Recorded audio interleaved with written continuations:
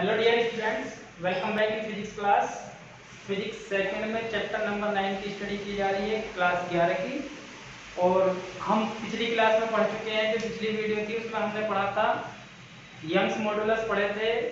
तो जो Young's modulus था हमारा यंग का प्रत्यास्थ गुणांक, और उसके बाद पढ़ा था कि स्टील रबर की अपेक्षा ज्यादा प्रत्यास्थ होती है, उसको सिद्ध किया था। आज जो है हम पढ़ेंगे, एक न्यूमेरिकल करेंगे एक प्रत्यास्थ गुणांक पर। एनसीईआरटी एग्जाम जो एक्सरसाइज है उसका क्वेश्चन नंबर 1 है, उसको लगाएंगे और उसके बाद पढ़ेंगे बल्क मॉड्यूलस ऑफ इलास्टिसिटी, आयतन प्रत्यास्थ गुणांक। चलिए शुरू करते हैं। तो क्वेश्चन नंबर 1 में उसमें हमसे कहा गया है कि हमारे पास में दो तार हैं, एक स्टील का तार है, एक तांबे का तार है। स्टील के तार की लंबाई 4.7 मीटर है, जिसका अनुप्रस्थ काट का क्षेत्रफल 3 × 10⁻⁵ मीटर स्क्वायर है। कॉपर के तार की लंबाई 3.5 मीटर है, उसके अनुप्रस्थ काट का क्षेत्रफल 4 × 10⁻⁵ मीटर स्क्वायर है। स्टील और तांबे दोनों के तारों पर समान परिमाण का बल लगाएंगे, समान इक्वल फोर्स लगाया जा रहा है। तो हमने क्या मान लिया है, Fs = F है और Fc = F है। अर्थात स्टील के और कॉपर के दोनों तारों पर जो बाह्य बल लगाया जा रहा है वो समान परिमाण का है, तो वो F मान करके चलेंगे। और उनकी लंबाइयों में जो परिवर्तन हो रहा है वो भी समान है, वो भी समान है। तो डेल्टा LS x माना तो डेल्टा LC भी कितना होगा, x। तो हमसे पूछा गया है कि स्टील का यंग प्रत्यास्थ गुणांक YS और कॉपर का यंग प्रत्यास्थ गुणांक YC दोनों में क्या अनुपात है, ये हमारा क्वेश्चन है। तो सॉल्यूशन करते हैं। क्योंकि हम जानते हैं y = होता है F/A × डेल्टा L/L, ये होता है। तो अगर मैं इसे स्टील के लिए लिखूं तो YS लगा दूं S S S S, okay.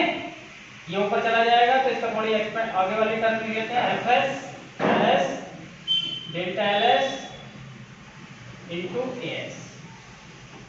Value put कर लेते हैं। YS = FS की वैल्यू कितनी है, F। LS की वैल्यू कितनी है, 4.7। डेल्टा LS की वैल्यू x मानी है।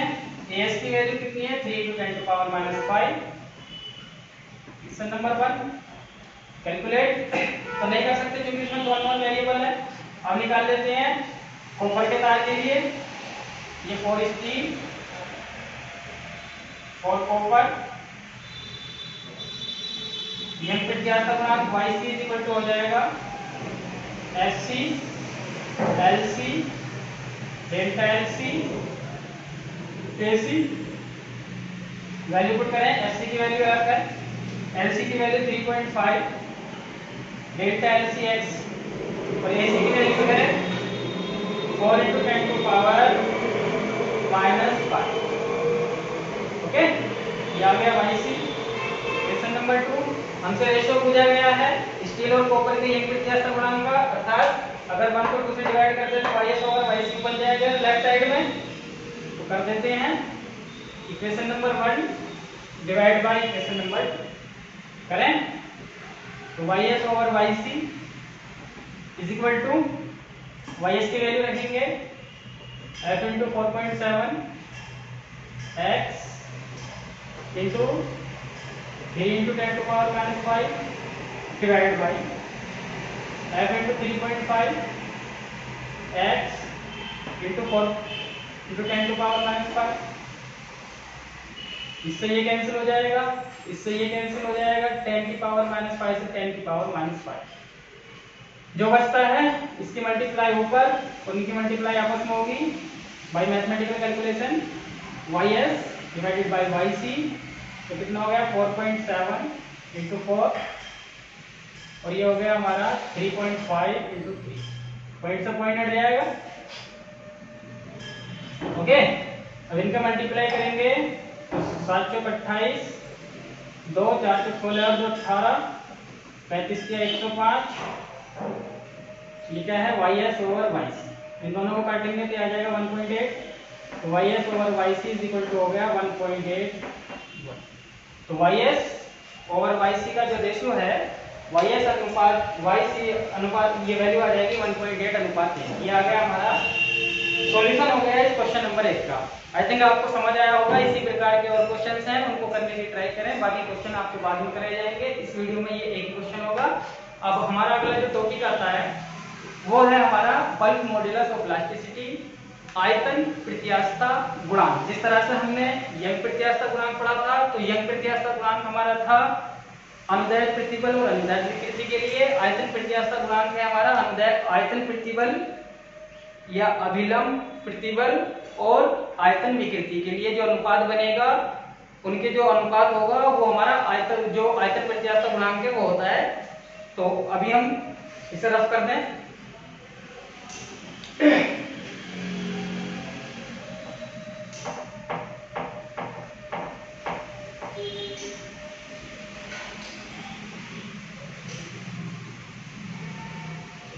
एक मिनट जरा कैमरा चेक कर लेते हैं चल रहा है कि नहीं।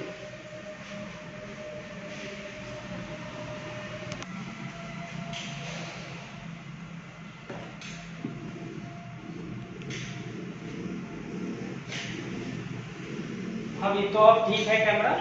चले तो देखिए, आयतनात्मक प्रत्यास्थता गुणांक इसको कहा जाता है bulk modulus, BULK, bulk modulus of elasticity.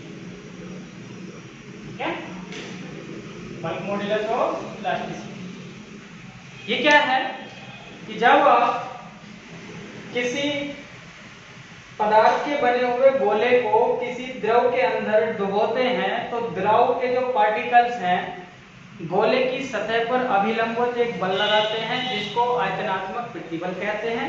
और इस बल के कारण गोले का कुछ आयतन कम हो जाता है। इस प्रकार गोले के अंदर, ठोस गोले के अंदर उत्पन्न होने वाली जो विकृति होगी वो आयतनात्मक विकृति कहलाती है, क्योंकि उसके आयतन में परिवर्तन हुआ है। तो जो हमारा बल्क मॉड्यूलस है वो इससे संबंधित है कि प्रत्यास्थता की सीमा में जब तक हुक का नियम लागू होता है, हुक का नियम लागू होता है मतलब वो प्रत्यास्थता की सीमा के अंतर्गत रहे। अब जैसे आप ये फोर्स हटाएंगे तो ये अपनी पुरानी अवस्था में आ जाए। प्रत्यास्थता की सीमा का मतलब ये है। तो प्रत्यास्थता की सीमा में जब तक हुक का नियम लागू होता है, आयतनात्मक प्रतिबल या अभिलंब प्रतिबल भी बोल देते हैं इसको, आयतनात्मक प्रतिबल या अभिलंब प्रतिबल तथा आयतनात्मक विकृति का जो अनुपात है उसे बल्क मॉड्यूलस ऑफ इलास्टिसिटी या आयतनात्मक प्रत्यास्थता गुणांक कहते हैं, या आयतनात्मक प्रत्यास्थता गुणांक कहते हैं। इसे B से प्रदर्शित करते हैं। इसे डिनोट कैसे करते हैं? B से। यंग के प्रत्यास्थता गुणांक को Y से करते थे, इसको कैसे करते हैं? B से। तो इसे B से प्रदर्शित करते हैं, अर्थात V बराबर होता है अभिलंब प्रतिबल, अभिलंब प्रतिबल अपॉन आयतनात्मक विकृति, आयतनात्मक विकृति। अब यहाँ पर हमने एक एग्जांपल लिया है। एक गेंद है, ये गोला है, ठोस गोला, जिसका प्रारंभिक आयतन V1 है। इसको एक द्रव के अंदर रखने पर ये चारों तरफ से जो द्रव के पार्टिकल्स हैं इस पर अभिलंबवत बल लगाएंगे इसके पृष्ठ के ऊपर, जिससे इसका आयतन जो है वो V2 हो जाता है। क्योंकि आयतन कम हो गया है, कंप्रेस हो गया, तो ये जो आयतन कम हुआ है तो कितना आयतन कम मान लिया हमने, डेल्टा V कैसे निकालेंगे? V2 माइनस V1, ज्यादा कम में से ज्यादा घटाएंगे तो ये वैल्यू माइनस में आएगी। तो परिवर्तन कितना हो गया? Delta V, V2 minus V1। ठीक है, तो परिवर्तन कितना हो गया? Delta V। प्रारंभिक आयतन कितना था? हमारा V था, ये V1 बराबर V है। ओके, अभिलंब प्रतिबल देखिए, जो पार्टिकल्स के द्वारा यहाँ पर अभिलंब प्रतिबल लग रहा है वो पानी के कणों के द्वारा लगाए गए पृष्ठ पर दाब के बराबर होता है। तो इसलिए हम इसको क्या मान करके चल सकते हैं? P मान करके चल सकते हैं। तो V बराबर हो जाएगा P ओवर आयतनात्मक विकृति minus delta V divided by V। V को ऊपर ले जाएं, V इक्वल टू हो गया माइनस का PV ओवर डेल्टा V। ये आ गया हमारा बल्क मॉड्यूलस का फॉर्मूला। मात्रक क्या होगा? V, ये तो विकृति का तो होती नहीं है, तो P मतलब प्रेशर, प्रेशर का मतलब क्या होता है? Newton upon metre square. हम निकालने लगे विमीय सूत्र क्या होगा जी बल्क मॉड्यूलस का? तो विमीय सूत्र बराबर हो जाएगा, मात्रक से बनता है newton upon metre square newton बल का मात्रक होता है, बल की विमा होती है mlt-2। मीटर स्क्वायर मतलब लंबाई की विमा का स्क्वायर l स्क्वायर, ऊपर लेकर के जाएंगे mlt -2 l-2 माइनस की 2 प्लस की 1 तो क्या बन जाएगा ml-1 t-2। ये हो गया विमीय सूत्र बल्क मॉडुलस का। सेम ऐसे ही आया है जिस प्रकार से आपका यंग प्रत्यास्थ गुणांक का था वो इसी का है। तो ये तो था हमारा बल्क मॉडुलस। जो एक टॉपिक और है इसमें कंप्रेसिबिलिटी, ये क्या है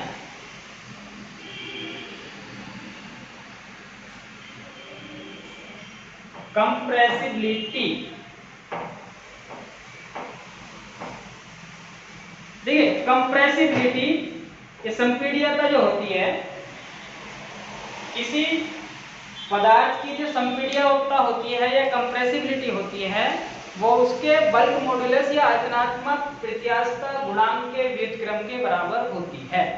उसके आयतनात्मक प्रत्यास्थ गुणांक के व्युत्क्रम के बराबर होती है। इसे बीटा से डिनोट करते हैं संपीड्यता।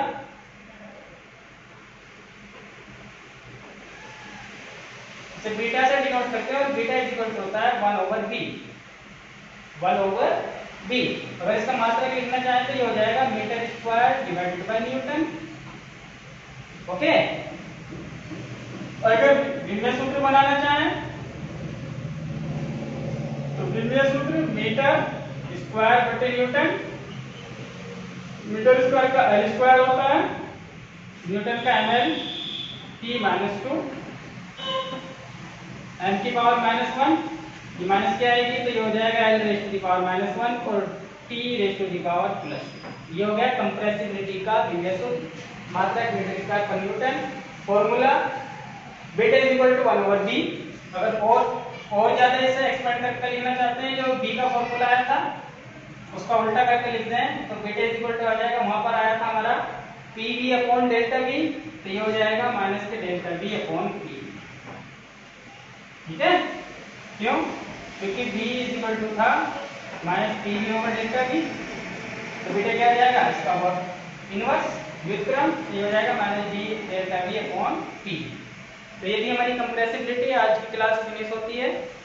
कल अगली जो क्लास होगी उसमें आपको न्यूमेरिकल कराया जाएगा इसके ऊपर, और एक आपका तीसरा वाला बचता है इसके अंदर। ये आयतनात्मक हो गया है आपका, अनुदैर्ध्य हो गया है। अब आपका बचता है स्पर्शी। स्पर्शी के लिए निकालेंगे मॉडुलस ऑफ रिजिडिटी या दृढ़ता गुणांक। तो आज की वीडियो देखने के लिए थैंक्स।